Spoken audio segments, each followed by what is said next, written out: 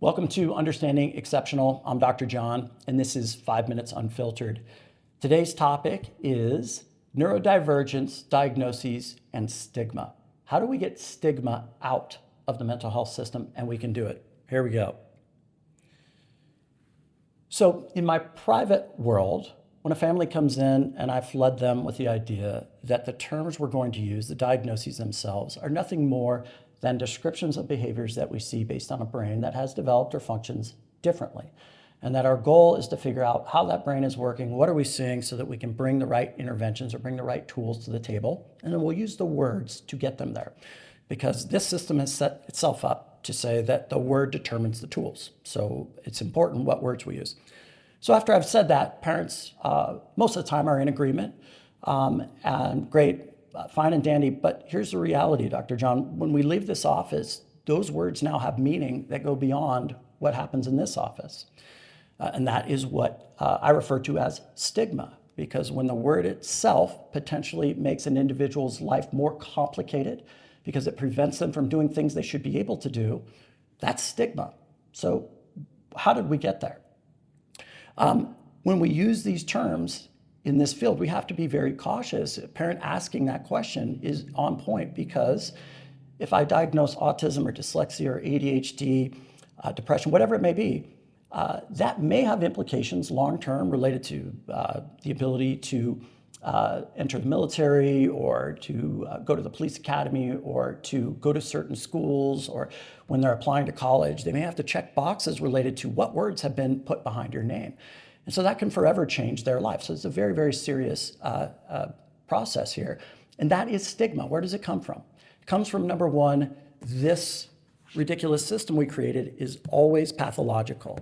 Any word I use is followed by disorder. So anything that is diagnosed is suggestive that something is wrong. There's a disorder, a disability, a mental illness, whatever it may be. You pick the term. So that's always negative. So that's one aspect of the stigma associated with these diagnoses and embedded in the field of mental health. The second piece is the reality that this crazy world of media, the internet, big tech, all of that, when you search these terms or these words, almost always you're taken to the most significant iteration of what it is you might be looking at. And so when you search what that term means, you're going to see manifestations that are attention-getting, so very, very severe. And then we start linking, all right, well, that word, I know what I've seen that's not, or I don't want my, of course, because it takes you to those things that get them clicks, that get them attention. So the media has had a huge hand in this.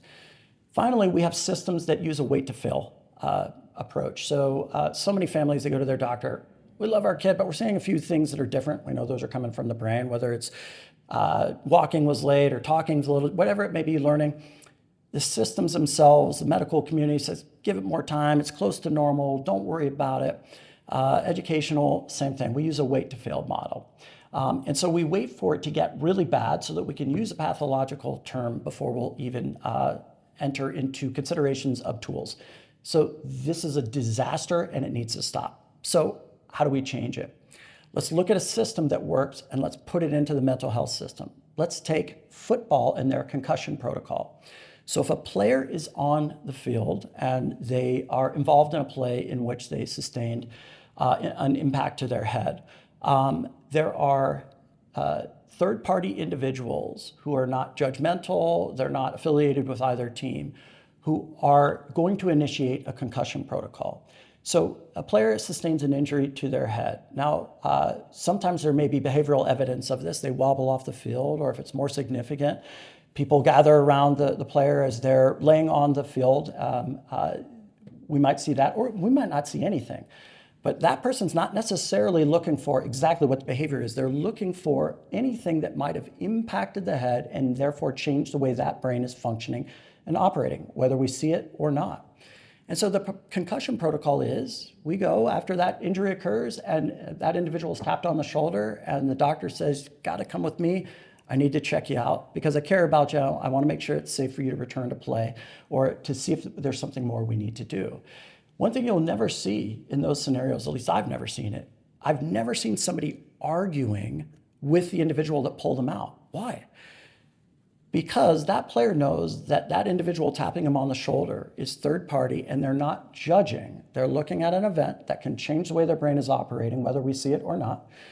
And that person is there because they care about the welfare, the safety, the well-being of the person they're pulling out of the game. So when that person looks at the doctor who has tapped them on the shoulder, for them to say, get the heck away from me, I don't have a concussion, leave me alone, you don't know where you're not going to see that, because, all right, something did happen. You need to check me out because you care. You want to make sure I'm safe. It's hard for me to argue with that. And then they determine, all right, what level, what gradient is this? Was this something significant? Are we seeing indications that we need to do more? Can this person go back out and resume playing? Do we need to hold them out? Do we need to get them to the hospital? The process of evaluation is non-judgmental. It's not negative per se. That person didn't want that to happen. And it's always based in the reality that what we're doing is in the best interest of the individual. Imagine if we had a concussion protocol, so to speak, as our mental health system, and we can do it. I did a podcast about this very topic, and I go into much greater detail, so I hope you will check that out. I hope some of this was intriguing and taking you to the podcast, informative. And as always, join in the conversation, because the more we talk, the more we understand, and ultimately it's our understanding that leads us to empowerment. I hope you enjoyed it, and we'll see you soon.